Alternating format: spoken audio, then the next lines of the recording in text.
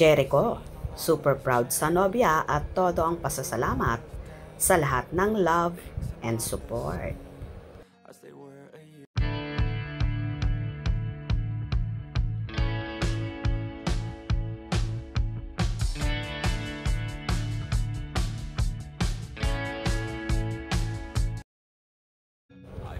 Kasama ni Jericho Rosales ang nobyang si Janine Gutierrez sa kanyang milestone at mga achievements.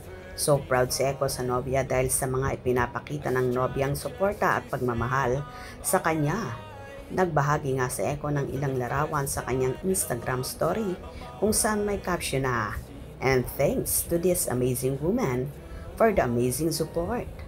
May isa pang larawan si Janine at Enchong D sa movie na Elise na ibinahagi rin ng aktor. Her and Mr. Enchong D film that made me tear up a bit is showing here, BTW. Samantala, bumawi naman si Janine sa nobyo kung saan ibinahagi rin ng dalaga ang teaser ng Quezon movie ni Echo sa kanyang mismong Instagram story. Ganito nga ang suportahan ng dalawa na nakaka-amaze talaga.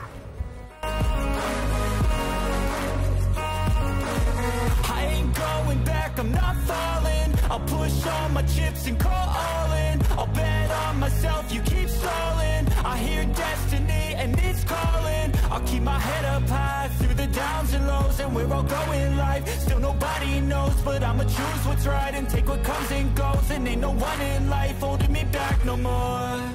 I've seen a lot of change. Echo Nin, very supportive to each other. So admirable. Mahal talaga nila ang isa't isa. Lovely couple, very supportive talaga, and so inspiring. Truly couple, my happiness. Echo Nin, endless ang pagmamahala ng Echo Nin. Sila lang ang ganyan.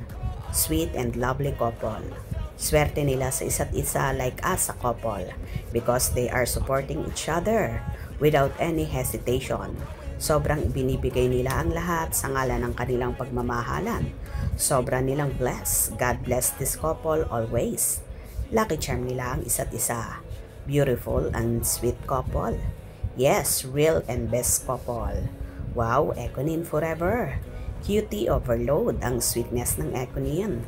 Bagay sila at sana sila na hanggang dulo. Wala nang makatatalo pa sa pagmamahala ng Echo Nin na purely love lang talaga. O diba? Mapapasa na all ka na lang talaga sa ganitong klase ng couple na marami ang humahanga kaya naman hiling ng maraming supporters ni na Echo at Janine.